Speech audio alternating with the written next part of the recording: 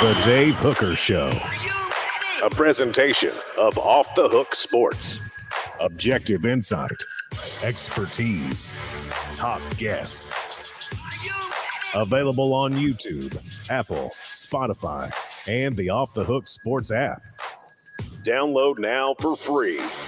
Also available on offthehooksports.com. I compute and obey. Now to Dave Hooker.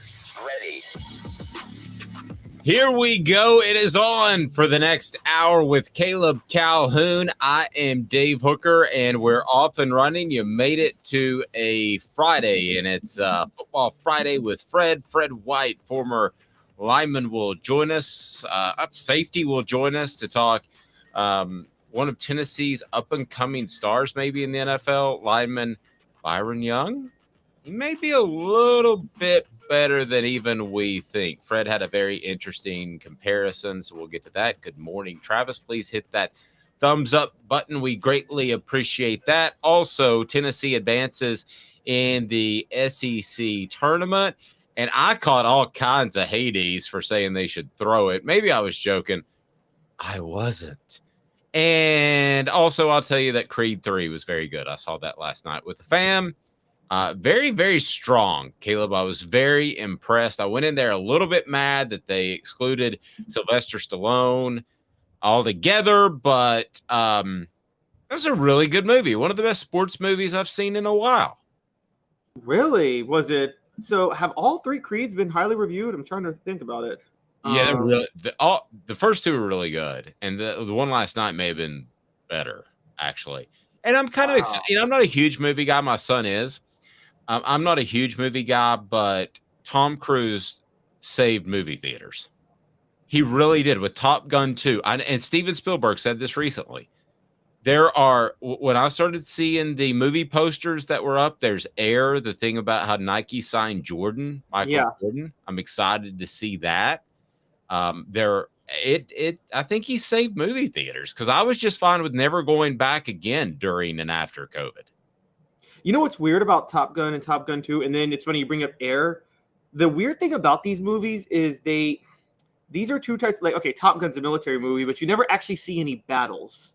You know what I mean? You just see practice, basically. And Top Gun 2?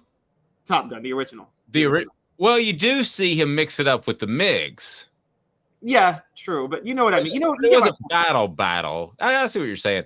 I had two, in 1992, Caleb, we had a VCR machine. Maybe you've heard of those. Oh, I know about those. I love that you call it a VCR machine and not just a VCR. But yes, a contraption. I had two cassette tapes. One was of the 1992 Video Music Awards with Guns N' Roses on it. And I had another that was Top Gun.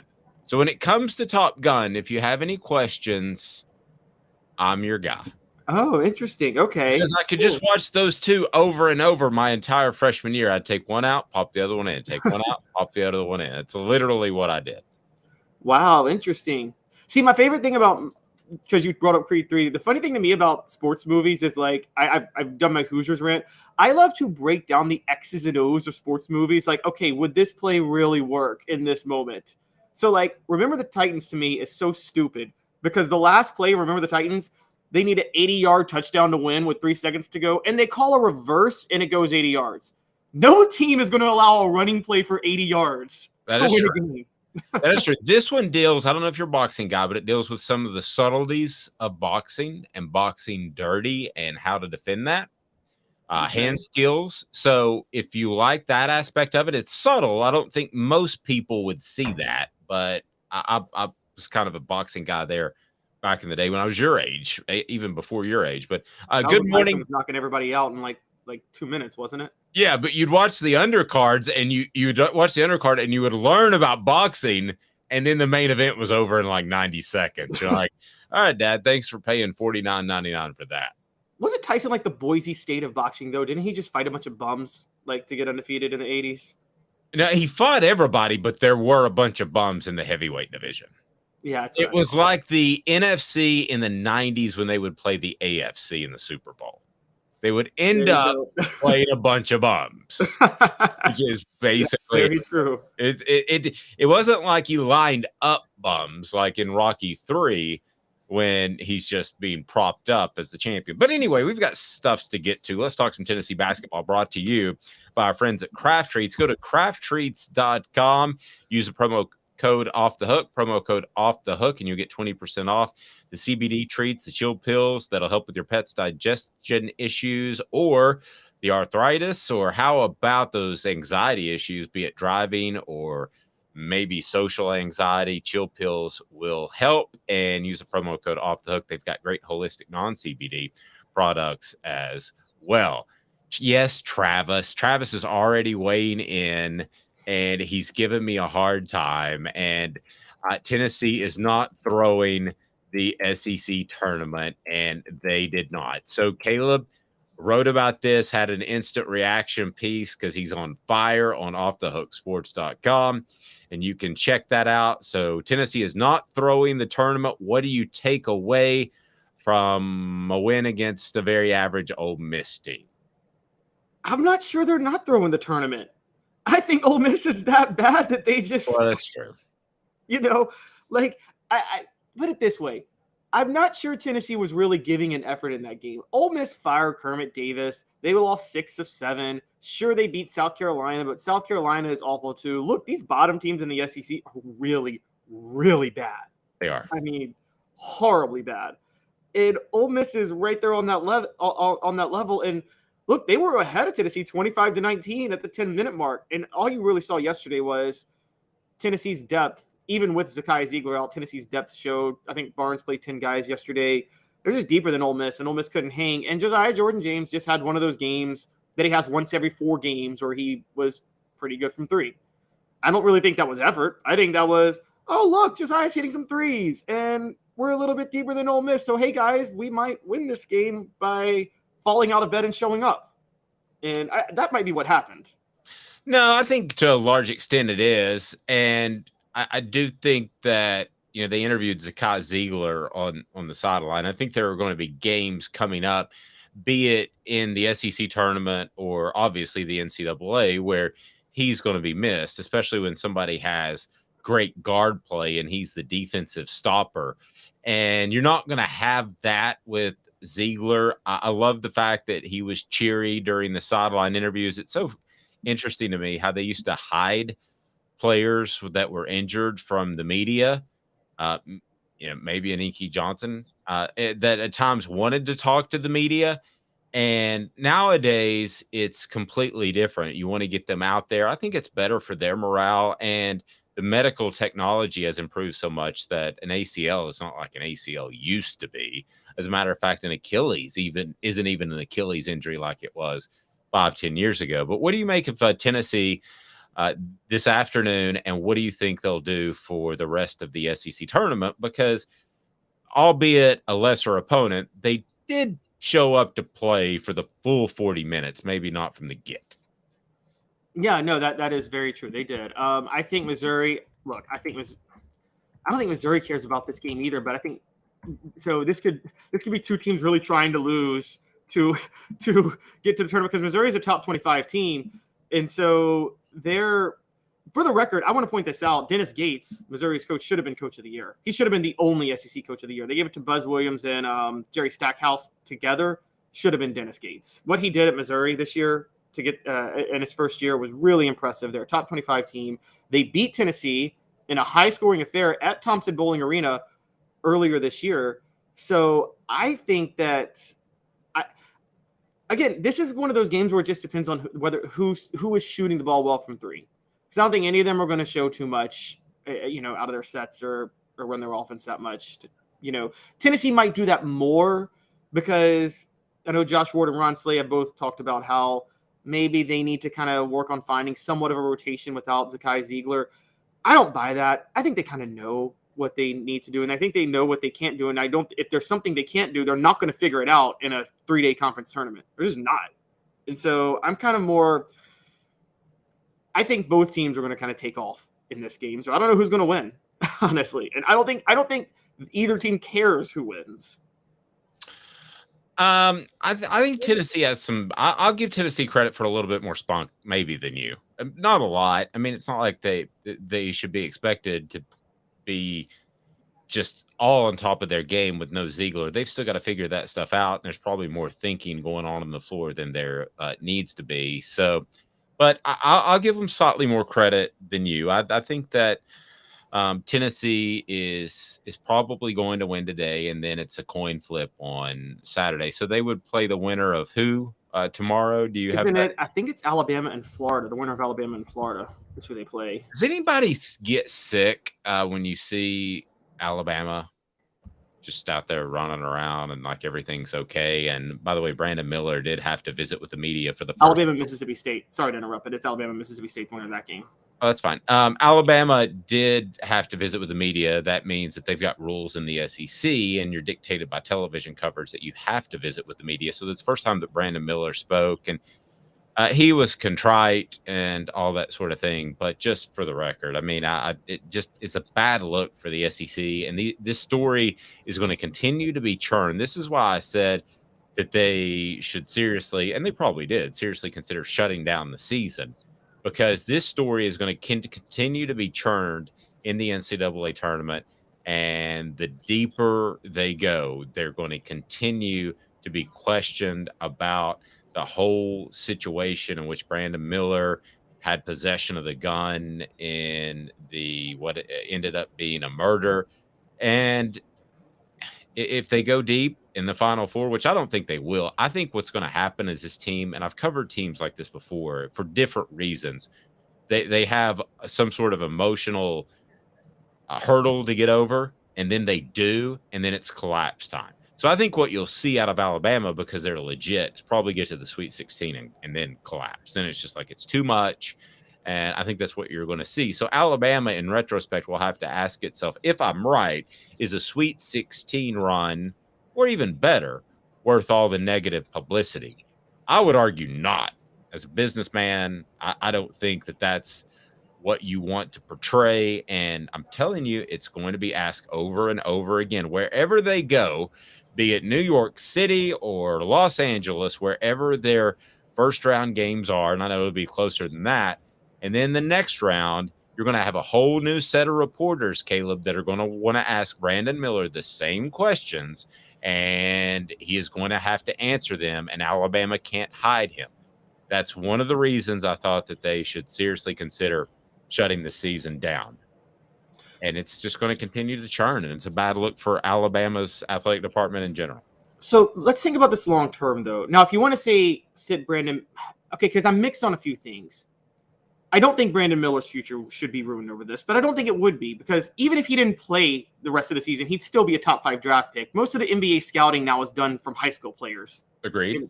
And so they don't really use the 1 year in college. So you're not ruining his future. Brandon Miller doesn't care if he wins a national championship at Alabama. That's exactly my point. Yeah. It was a business decision for me. It would not be a moral or ethical decision. It would be a business decision that it's not worth the negative pub even to make a Final Four run. Right. Now, the question is, if you shut the whole season down, does that make it such a bigger deal that it hurts your recruiting even in the future? Or are you better off maybe obviously kicking Darius Miles off the team and maybe sitting Brandon Miller the rest of the year, taking that stance and then still playing the season to where you say, okay, we have a set of morals, but I mean, wouldn't shutting the season down just wreck Alabama basketball for recruiting in the future? Like, I feel like that would magnify the stain. So from a business perspective, not moral one, a business one, wouldn't that end up causing more harm? Caleb, my take is it's already crushed Alabama's basketball program, because you think it's done? You have to remember, I view this from a father's standpoint, because I've got a son that's 18. And it would take an awful lot of convincing for me not to be concerned about my son playing basketball at Alabama, knowing that 3 players were involved in this thing. That would take a lot of convincing, and I don't know that it's even possible. Yeah, that's true. I'm thinking now. Sorry, a thought came into my mind. They're going to watch them make a Final Four run, and watch you see a puff piece on how they overcame the trauma of somebody being murdered. Matter of time. That's coming. It's Have you probably ever the 30 there for was 30 is coming out right now. Exactly. So The Onion had a little video about 10 years ago, and it's like it was so disturbing, but it was so real. It was like they did a fake article like, meet this basketball player who overcame the trauma of raping a female to become a basketball star at the school. And like that actually happens a lot of times. And so One of the great things about our society and one of the worst things about our society is that we want to forgive. And it's great in some respects. It can be really awful and over the top. And a late NBA basketball player comes to mind, but I don't even want to go there. So you probably know who I'm talking about, of an incident that happened, and he is celebrated as if it didn't. And I think that is often left out of the narrative. Of course, I'm referring to Kobe Bryant, who I think a lot of as a player and as a worker, but I think it's odd that Denver situation was just left out of the narrative when you tell the Kobe Bryant story. So everyone, if you can hit that thumbs up button, we greatly appreciate it. The like button helps us get to more people. Go ahead and subscribe if you haven't to this point. And we have a major announcement coming up on the show that I'm super excited about when Fred White joins us. It's a Football Friday with Fred, the former Tennessee safety. We're going to break down some of Tennessee's prospects that are heading into the NFL. And there's some comparisons that I think are pretty apt. And Fred and I discussed this throughout the week. There's a series of those. We've got Jalen Hyatt, Cedric Tillman up now. We'll have Hendon Hooker. Today we'll have Byron Young. We had Darnell Wright. And Fred gave me an absolutely great comparison when it came to Darnell Wright. And he said Chad Clifton, which I thought was absolutely a fantastic comparison. So let's get to it right now, as I want to talk some Tennessee transfers. And the Vols didn't get rated nearly as highly as I would have thought they would have going back to December.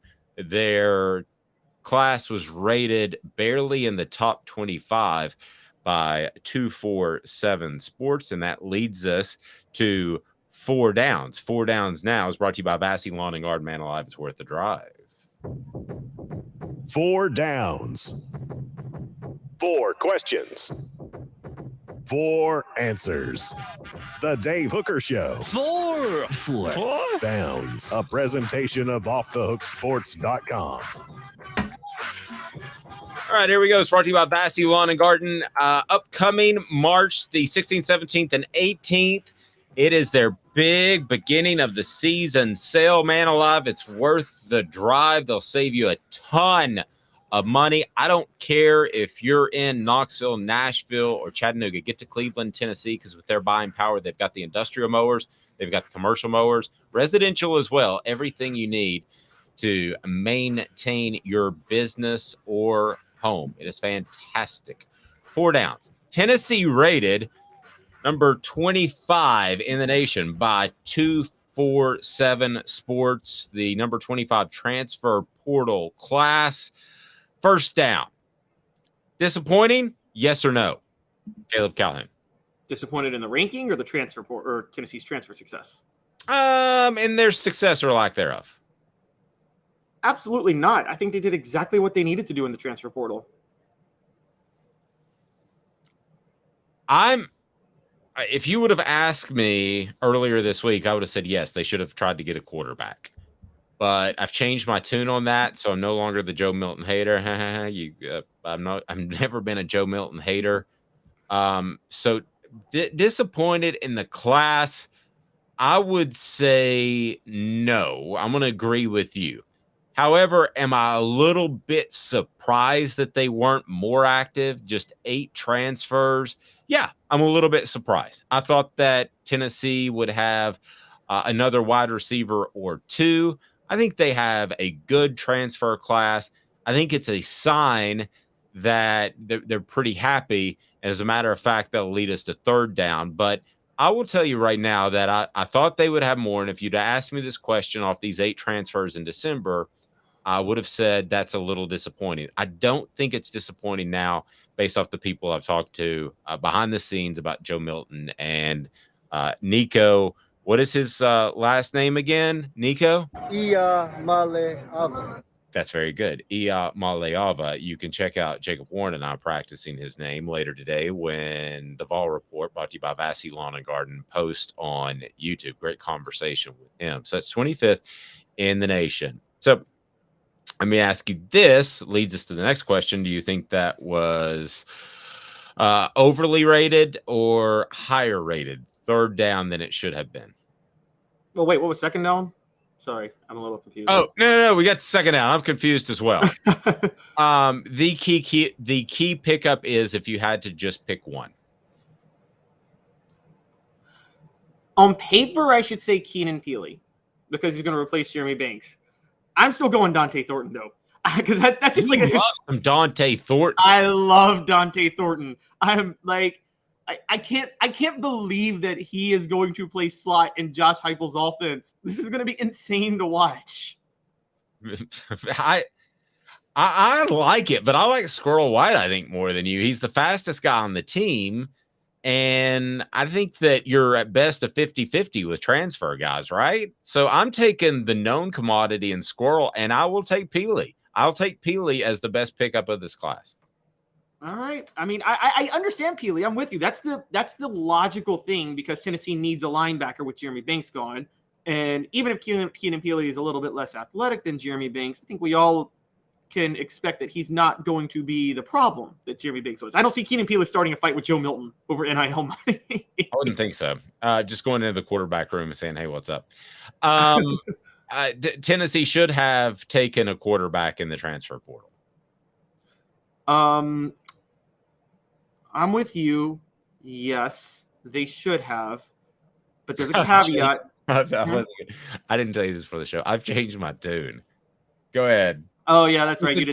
I was a definite yes in December. Now I've thrown you all off. Because I believe in competition. But I want to say with caveat, you changed my tune to a degree from what we talked about yesterday, which is, man, those boosters would be maybe a little bit upset if Josh Heupel brought in another quarterback with Joe Milton and then Nico Maleava is down to third string for this year. So because of that thought, you know what? Thinking about with the boosters, no, they shouldn't have. I'm changing my mind. They shouldn't have taken a quarterback.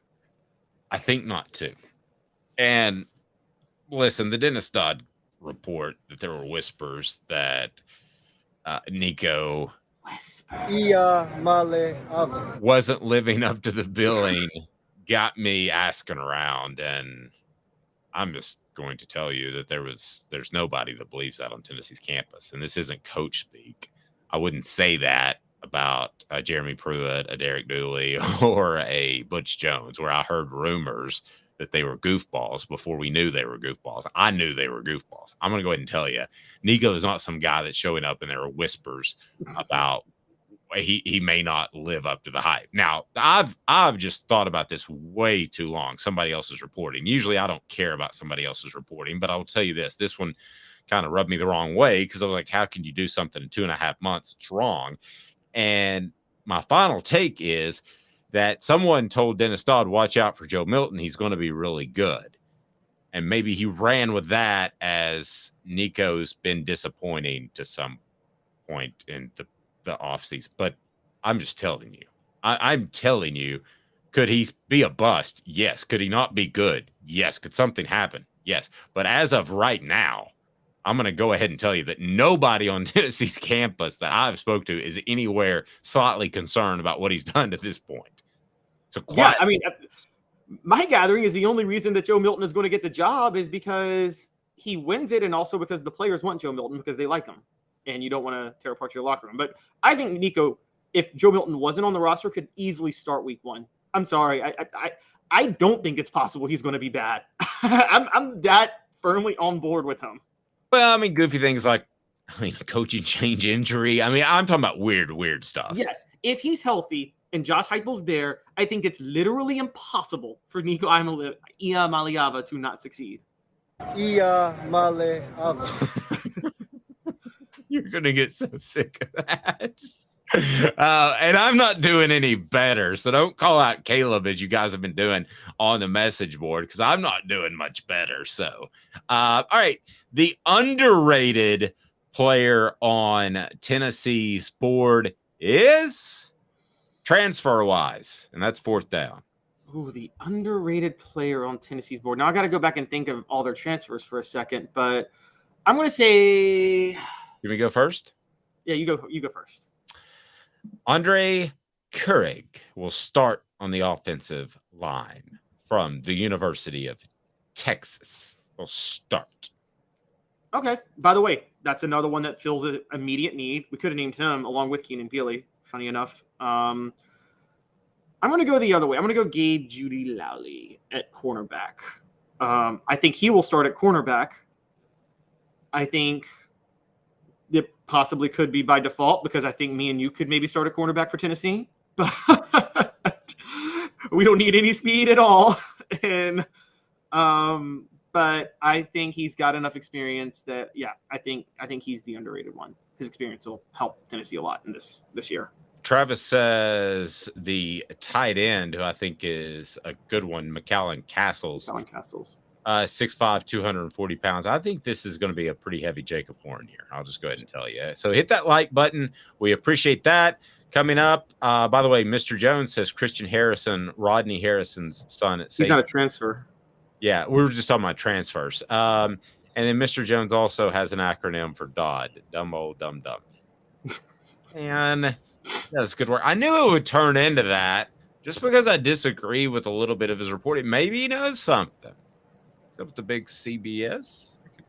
I could be wrong. I've been wrong. CBS is mad they're losing the SEC, guys. I've counted. I've been wrong 3 times since we started Off the Hook Sports on June the 6th last year. 3 times. No, probably a little bit more than that. AndyMasonRealEstate.com is where you need to go. But I admit I'm wrong. Andy Mason is never wrong when it comes to the home you need. Andy Mason has the best price and the best services. Go to AndyMasonRealEstate.com. Do not make a mistake that could cost you thousands or tens of thousands of dollars. That's AndyMasonRealEstate.com. In 2 minutes, Fred White and a special announcement that I am very excited about. Hang tight with us. He's Caleb Calhoun. I'm Dave Hooker. Off the Hook Sports is here. Our family has been creating jewelry since 1986, each piece unique with a story all its own. I'm Rick Terry with Rick Terry Jewelry Designs. I'm a jeweler, and I want to be your jeweler. We're grateful that you chose us to be Knoxville's best jeweler. My family and staff look forward to serving you. So please come see us. Kingston Pike and Campbell Station Road in the heart of Farragut and downtown on Gay Street, right next to the Tennessee Theater. Inflation has risen to the highest level in over 40 years, according to the April 2022 U.S. Inflation Calculator. Will your investments provide you the income you need in retirement? Are you losing purchasing power of your savings due to inflation? Simply stated, if the cost of goods and services are 8% higher and you're only earning 4% in your investments, that money buys you less of what you need. Right now is the time to act. Call Guardian Investment Advisors today. Hey folks, Gary Viles here. I want to personally invite you to North Knoxville's newest sports bar and restaurant. It's Big Orange Phillies, located in Black Oak Center. And yes folks, it's happening in Halls. Big Orange Phillies offers family-friendly environment with homemade meals and the best deli-style subs around. Billiards, darts, jukebox, shuffleboard, and cornhole, and a full bar. We also offer valet parking on weekends and during special events. We even have a covered back patio. It's happening at Big Orange Phillies. We want, we need, and we appreciate your business. Hi, Mike Davis here with City Heating and Air, reminding you to always dare to compare. Our team provides quality local heating and air service, installation, and maintenance across East Tennessee. We use only the best equipment like American Standard heating and air conditioning for your residential, new construction, or commercial needs. Honesty, dependability, and customer satisfaction have been the cornerstones of our business since 1961. City Heat and Air. Dare to compare. Chattanooga, we're at it again. For the 5th year in a row, you voted us Best of the Best criminal and DUI law firm. And finalists for Best Law Firm and Best Personal Injury Firm. Thank you for the love, Chattanooga. We won't let you down. Do you want to own the more that owns every job? Then get to Vassy Lawn and Garden in Cleveland and get you a Toro. I'm David Vassy, here to talk to you about Toro. With a Toro Zero Turn, you'll get more out of every minute and you'll reach the finish line faster. At Vassy's, we like to say, no matter if you're mowing 3 acres a week or 11 lawns a day, homeowners and business owners alike find confidence in equipment they can trust from top to bottom. Vassy Lawn and Garden, Highway 60 North in Cleveland. Man alive, it's worth the drive. Got cataracts? We can fix that. Never miss another moment. With a little help from Doctors Campbell, Cunningham, Taylor, and Hahn at cctis.com. Who's this guy? Hello, wizard. The Dave Hooker Show. Who? A presentation of Off the Hook Sports. What? YouTube, Apple, Spotify, and the free Off the Hook Sports app. Back to Dave Hooker. Let's get back to it. It's Football Friday with Fred. Fred White, former Tennessee safety, joins us now. He's got the orange on. That means it's Friday. He's looking good. The man never ages. Like straight out of some sort of glamour magazine like GQ. He is that guy. Good morning, Fred. How are you? You know what, Dave? My head wasn't already big. You would have just made it bigger. Fred's appearance brought to you in part by Campbell, Cunningham, Taylor, and Hahn. Eye Vision Center done right. My distance vision is absolutely tremendous, and the near vision is right there with it. So I'm about to drop these glasses all together thanks to my LASIK procedure. Got my final follow-up next week, and I can't wait. Campbell, Cunningham, Taylor, and Hahn, and you're going to love them. Local vision, because other people like fly, I don't know, doctors in from like the Philippines. I mean, just all over the place. Not literally the Philippines, but like seriously, Tampa. And you don't even know them, and then suddenly they're doing stuff on your eyes, and they're like, hey, my name's Dave, and then they're like, yeah, I don't even want you to know my name. And they're doing stuff to your eyes. That's not the way it works with Campbell, Cunningham, Taylor, and Hahn. LASIK, cataract procedures, that's the way they work. They're awesome. Campbell, Cunningham, Taylor, and Hahn. Fred, I think it's time that we make a special announcement, and I'm super excited to do this. Okay. So Fred and I have been working, and obviously not on the cardio machines, but we have been working. And we are excited to announce that there is going to be a feature, and it's going to be called Celebrate 98. And it's going to involve me and Fred. I'm window dressing. Fred is actually the whole thing that puts it together. And we are going to have former players and coaches from the 98 team, and I mean all the big names, and it's going to be on our YouTube channel, Off the Hook Sports YouTube channel. It is something that I cannot begin to tell you how excited I am about. And Fred, you've done an awful lot of work in helping put this together, so we're going to be able to begin this in April, and it is going to be fantastic, and I can't wait. I'm looking forward to it. Looking forward to some of those stories that, you know, a lot of people don't know. You may have heard a few here or there, but these stories will be able to confirm it. And also kind of just get an idea and a sense of what these guys are doing, what they were thinking during that time period. And it's been 25 years. So, you know, some memories may not be the same, but some stories have gotten better. I guarantee it. Yes. And there is no bleeping FCC to get in the way of an Al Wilson interview. No way at all. Absolutely. YouTube monetization might punish you guys, though. That's true. We might have the Al Wilson video might not be on the monetization thing, but we'll ask Al to watch his language. The only two people that I've had, he is second to Doug Atkins, the former Tennessee defensive lineman, to the amount of curse words that I had to clean up out of an audio interview. Al is second all time, 25-year career, Fred. What do you think of that? You know, 25 years, man. Long time, man. Doug would say that bleeping George Hallis. You know, but those are two guys who can get away with it. That's true. I never reminded them that, hey, this is going to be on the radio. I just said roll with it. Because here's the thing. I think everyone on the team realized how Al Wilson became the Al Wilson on the team. You know, it was a conversation in the locker room at that 1997 SEC championship. You know, and the leader of that team was Peyton Manning and Leonard Little. And not when you walked out of the locker room. No, we walked out of that locker room. Everybody followed Al.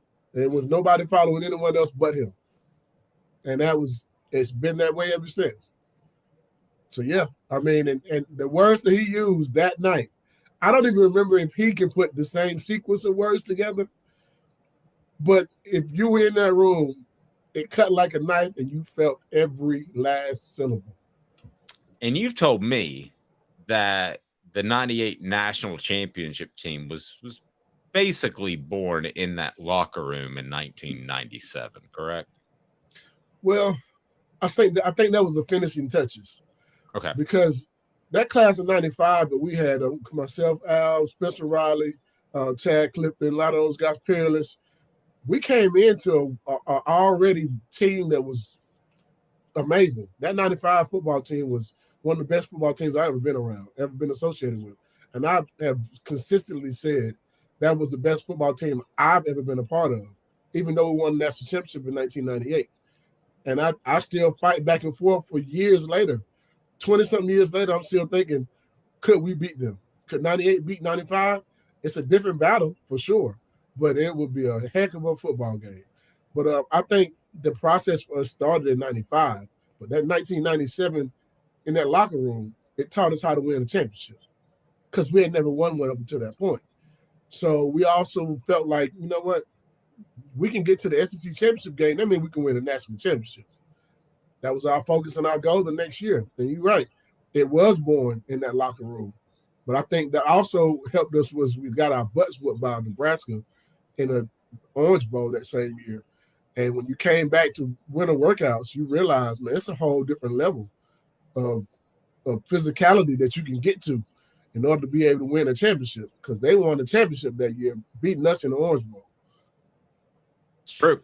All right, let's turn to more current balls, but we're excited to bring you Celebrate 98 coming to the YouTube channel that you're watching near you. And I know some are watching on Vintage Orange, our partner, but be sure you subscribe to the Off the Hook Sports YouTube channel and be sure that you click that thumbs up button. Let's bring some more people in. If you have a question for Fred, go ahead and post that on the message board. But let's begin, if we can, Fred, with you and I talked about some comparisons between former players and the players that are involved in the NFL Combine right now. And you gave me some great insight as to some of those guys. And I want to say that with a caveat of comparing current players and former greats is always sketchy. You put pressure on the new players and you can kind of ask yourself, is it unfair? But in doing so, I'm curious,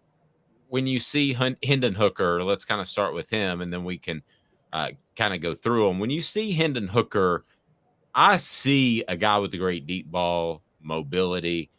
I see a T. Martin type of guy. Also, I think great leadership ability. How apt is that comparison? It's a great comparison there. Because for one, did anyone expect T to win a national championship and be as good as he was? When Hendon Hooker came to UT, did anyone expect for him to even start? Yeah. Right. Joe Milton was the starter, right? And he came in and he put up numbers upon numbers. And he basically created his own story, kind of like T. The one thing that T didn't have the ability, the one thing T didn't have the opportunity for was for them to open up the offense from the beginning of the year. True. Now, that was different. That was just a different mindset in coaching, more so than anything. But I look at those two and I say, very similar. And Hendon Hooker has a chance to go and be a good football player at the next level. And also, I think he'll play a lot on Sundays. I think this kid's going to be one of those that gets that opportunity to show that he can throw that deep ball, anywhere, against anyone, and against the top level of talent. Fred, before I jump in, because I want to go to another one, I just want to say I was part of the audience. I did not know about this segment you guys were doing either. A little disappointed. I thought you guys were going to tell me y'all were going to be DJing the Taylor Swift dance night parties that they're having in every city. And we're doing that too. We're gonna call Sterling Hinton, and we're gonna have some fresh mixes, as the kids say. Because the Taylor dance night is in Atlanta Sunday, and I thought you were going to be there, Fred. And if Taylor Swift invites me herself, I'll be there. Nice. Fred was on with me one time when we had Ronaldo Woolridge, Swiper Boy. I don't know if you remember this. Yeah. But I asked him, I said, do you plan all this out or do you just freelance? And everybody looked at me like an idiot. And it's not freelance, it's freestyle. Freelance is what you do when you write for somebody else in the journalism world. And I look like the biggest square in the history of man. I might as well that rap is sure swell. Swiper Boy did not have great bars. I'm sorry. I got to go there. See, that's hipper. What you just said is hipper than anything I could come up with. He did not have great bars. No. But hey, he was a producer. That's where you make the money at. That is true. That was during the era of Hurricane Chris, Soulja Boy, all those producers coming out. And moving on to I wanted to talk a little bit about because I know you thought we were insane last week when we were a little bit down on Jalen Hyatt, but we're even less fans this week, Fred, because of his 40 time. But who are some people you find Jalen Hyatt to be similar to that are former Vols? My comparison, I look at him, I see Peerless Price. Because of the deep ball aspect, I think Peerless may have ran better routes, intermediate routes, but the deep ball aspect, he's that one guy that can get open down the football field and he's going to catch that deep ball. And Peerless can get open on anybody. And I look at Jalen Hyatt and say he can do the same. I see the 4.4 140, and I really associate that with at least a 4.3 because I watched his technique. I felt like his body moved before he moved his hand, was starting the clock anyway. And so his explosion wasn't full. I see him as running as probably a 4.37. And when he comes to, if he runs at the Tennessee Pro Day, he'll probably run a 4.37. But that speed he has is different. It's not a lot of guys out here that can do what he did and do what Peerless did. And Peerless had a really long career in the NFL. I see Jalen Hyatt being able to do the same. Just because of the way he's used at UT, he has all the athletic ability that all the rest of these guys have. He was the top, but when you come and look at overall, he was the top receiver out of that group for his testing goes. With the standing long jump, the 40, the vertical, and those type of things. That's what reminds me of what Peerless did. Peerless had that same explosion, and he can get open on you anyway. And that speed down the football field to be able to catch that deep ball, that's who Jalen Hyatt reminds me of if I had to go with any guy that played at UT in the last 20 years. Okay, 20-something years. I want to get to the other guys, but you said something that's really interesting because your only job when the offseason begins and the end of the season is to learn how to do these drills. And the biggest one's the 40-yard dash, okay? And Jalen Hyatt said, not before the 2022 season, but for the 2021 season, his headspace wasn't in the right place. He said that publicly, and he rededicated himself and committed himself to football. So when you say something like that he made a mistake in his 40 time, and he gets to run it more than once, he pulled himself out with a hamstring issue. If I'm an NFL GM, I'm just going to be honest with you. I'm worried that he may be in that bad headspace again because he's had the offseason to work on it. Does that make sense? Yeah, but anytime you run, you're not going to get every technique correct. Okay. I mean, you can watch the fastest guy that ever ran, Usain Bolt. He made mistakes on his starts a few times. He just had enough speed to finish it out. That's just happens. Regardless of how much you run, you're never going to run a perfect race every time. And you can run your perfect technique and still run a slower time than what you ran before. It just works that way. I don't think he's in a bad headspace. I think it's more so he did a really good job with everything else. And a 4.41 is nothing to like wink your eye at. That's fast. Yeah. I mean, I know we're seeing defensive ends run 4.39 and everything, but That's still speed. If I was going to put him up against Nolan Smith from Georgia, I'm still going to put my money on Jalen Hyatt to win that race. No, I agree with that.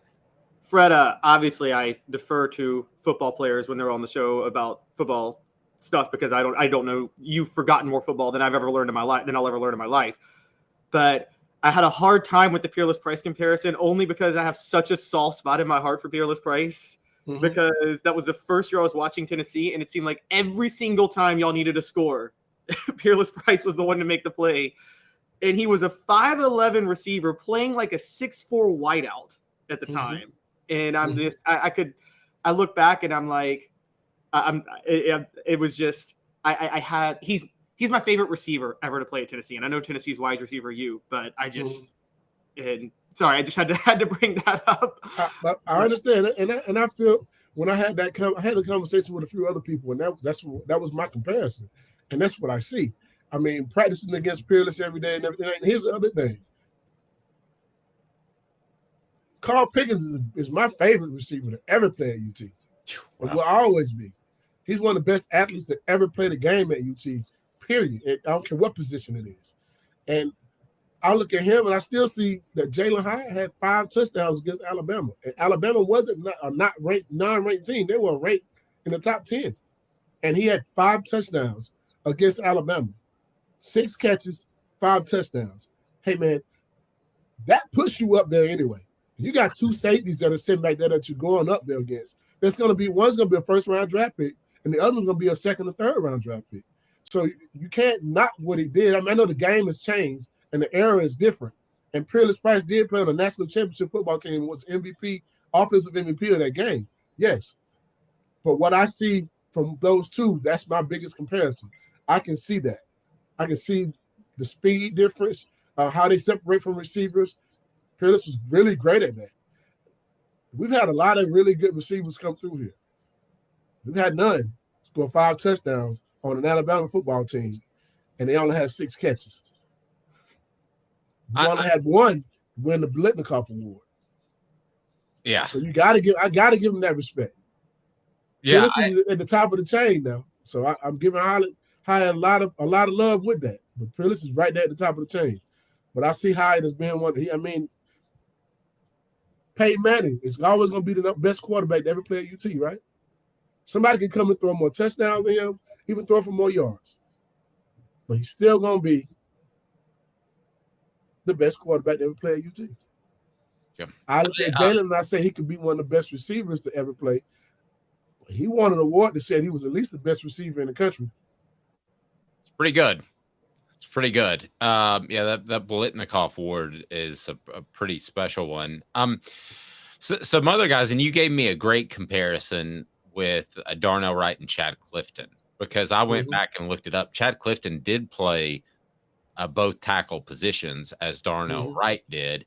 Chad Clifton would have been a Hall of Famer if not for Warren Sapp taking that cheap shot and breaking his pelvis.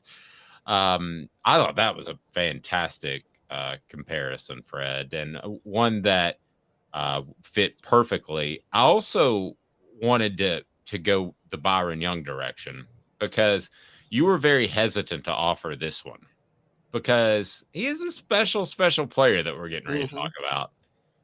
But I did research actually this morning, and there's some similarities in the athletic ability. I'm not getting ready to call Byron Young this guy, and neither is Fred. Okay. But there are some similarities with a guy named Leonard Little. Yeah. As far as the ability, the size, especially people may not realize, but when Leonard Little went through the combine, he was a lot lighter. He's about 20 pounds lighter than he played. And he also was that type of guy who never lost any speed with leverage around an offensive lineman. He never lost any speed. It was like he's running a straight line, but he's running the curl. So I know we're stepping on sacred ground here, Fred. That's even more sacred ground. It's even more sacred ground than Peerless. I know, but you said it. And when I looked at and we're talking about 2 guys that are very raw. So we're not saying he's going to be Leonard Little, but there are comparisons. Comparisons in body type, comparisons in speed.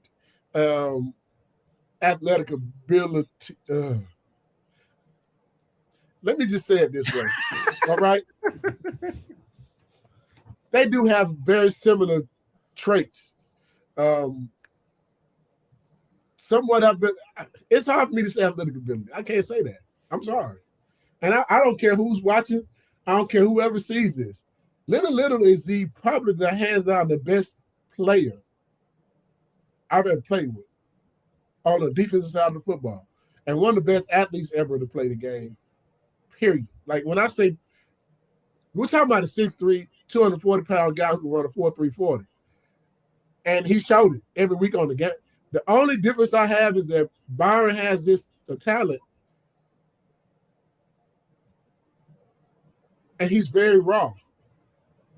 Can we see it on the football field? We can. But I've never seen him do any of the things that Leonard Little did. Right. I haven't seen anybody do those type of things in a long time.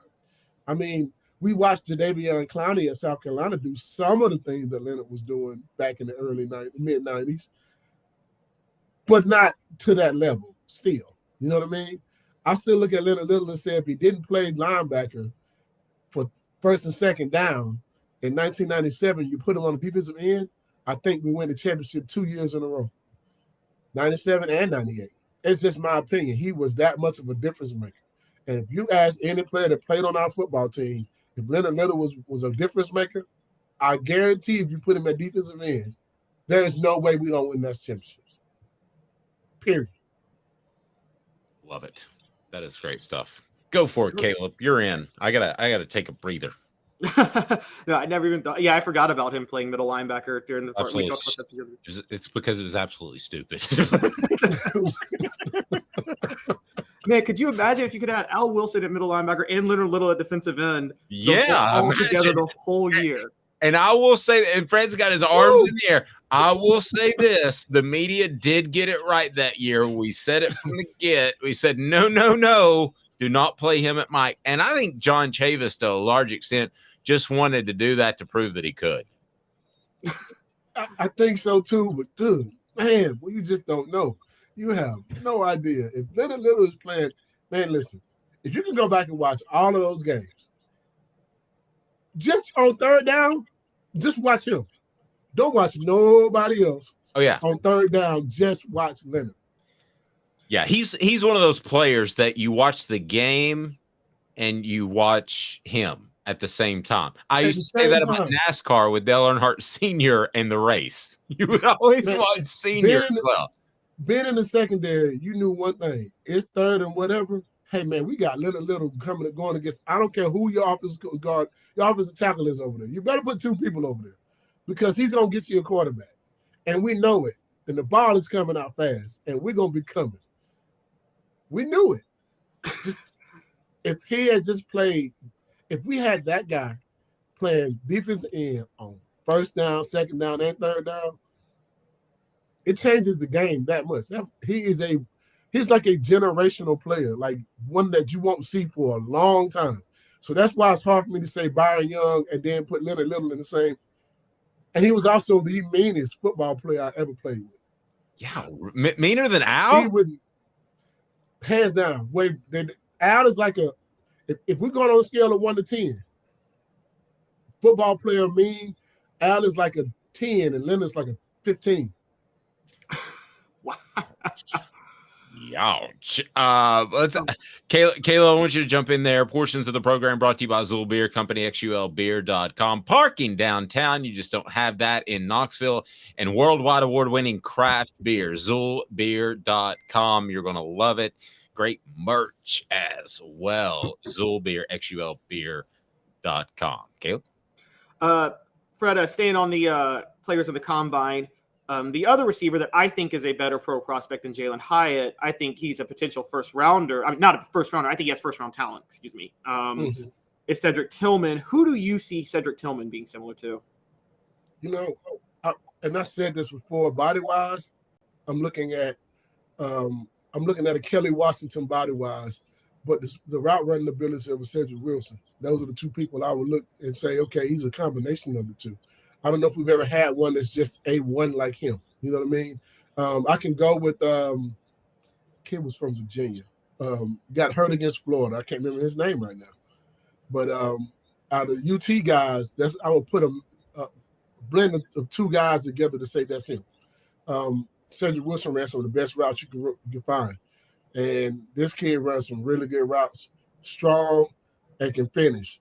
And I think that was Kelly Washington also. So he can put up a lot of big numbers and those type of things. And I look at Cedric Tillman and I see an NFL guy who can play for a long time and can potentially be a star. Now, the difference between the two that I see, I don't know if Jalen's ever going to be a number one receiver. I don't know if that's the case. I think he's better when he has another guy on the opposite side of him that can go as well. And I'm saying that not as a knock. I'm saying when you get to the NFL, it's one or two things you got to have really great at. You be good at catching that deep ball or be good at route running, right?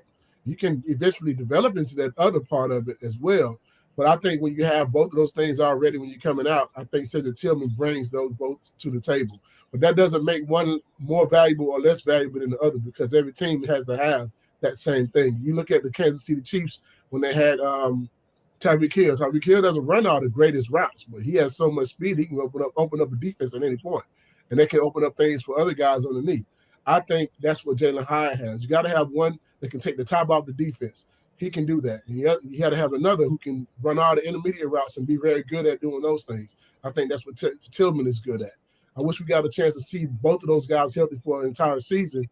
I really think we would have been bowling in the national championship if we had both of those guys healthy all season. I think they can both get to the next level and do a really good job. But usually the guy who is the number one guy on any team most of the time, unless you're Tyreek Hill, is the guy who can run the better routes. But it doesn't take away from being the other guy on the opposite side of the football team, on the opposite side of the field of them. Hey, I think people get confused sometimes by the definition of a number one receiver. To me, from the coaches that I've talked to in the NFL and scouts, a number one receiver, correct me if I'm wrong, Fred, you played safety, obviously, is one that dictates coverage, one that you have to be concerned about. And I don't think Jalen Hyatt dictates coverage. Is that a good way to put it? Yep. Mm-hmm. All right. So I look at Peerless Price, and I'm not going. He was the number one receiver for our team in college. When he got to the NFL, and we're talking about these guys moving on. And this is not a dig or a knock. This is just the truth. I think when Peerless Price got to the NFL, he had a guy by the name of Eric Mose who was already a number one receiver on the opposite side of him. Oh, that's right. And that made a big difference in him being able to get open because you're not garnering that double team every play. And that's what, a number one receiver is going to get. You look at a Julio Jones and you had Roddy White. When he first came to the NFL, Roddy White was getting out of double teams. Toward the end of Roddy White's career, it was Julio Jones getting out of double teams. And Roddy White was the guy who was the one-on-one guy now.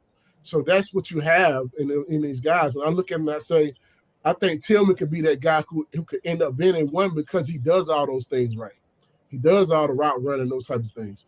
Now, Jalen, I think Jalen is more of the two guy who, if he has another guy on the opposite side, you got to be able to, you don't want to necessarily not cover him one-on-one, double team him, but you got a better chance of double teaming the other guy because he's going to be the guy who can keep the chains moving.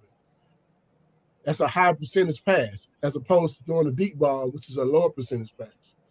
Fred, if people need insurance in the Georgia area and soon to be Tennessee, but now for Georgia, how do they get in touch with you? You know what? You can give us a call. First, you can hit our website and you can check out some of the nice things that we do and that we offer. It's fredwhiteallstate.com. You can also give us a phone call at 770-381-0367. We'll be willing to help with any insurance questions that you have, whether it be life insurance, business insurance, or either home and auto bundling. We look forward to helping you guys, and give us a call and we'll do our best to earn your business. Love it. He is Fred White. Thank you, Fred. Have a blessed weekend. We'll talk to you soon. All right, man. You guys have a good one. Thank you. Go Vols. Fred's sporting the orange on a Friday, and the Vols play today. Portions of the program brought to you by City Heating and Air Conditioning. City Heat and Air, integrity matters. That's when you need integrity is when that HVAC unit, when it gets hot, may go down. Well, City Heating and Air Conditioning can take care of you. Caleb, so Tennessee in the tournament this afternoon. What do you expect against Missouri? And for the remainder of the tournament, can Tennessee make a run here? I think they can make a run, but I think they can make it by default because, again, I think nobody really cares about this tournament. I think with Tennessee and Missouri, I expect lots of do the rim shot, Dave. Do it. Oh, I don't have it ready. Oh, sorry, I dropped the. Okay, hold on. Let's really draw this out. All right, go. With Tennessee, Missouri, I expect a lot of. I didn't have it up. Yes, a lot of three balls that don't hit. How about that? Because Tennessee was hitting yesterday, they're not going to hit today. I think the rim shot's supposed to go after the joke. I'm not entirely sure where the joke was. All right, he's Caleb Calhoun. We'll have coverage of the Vols coming up, and a person with Tennessee actually discusses the Dennis Dodd whispers that Nico's not living up to the hype. We'll have that over the weekend, and we'll have a breakdown of spring practice coming up. Go to offthehooksports.com. Have a fantastic weekend, everyone. Stay safe. He's Caleb Calhoun. I'm Dave Hooker. This has been a presentation of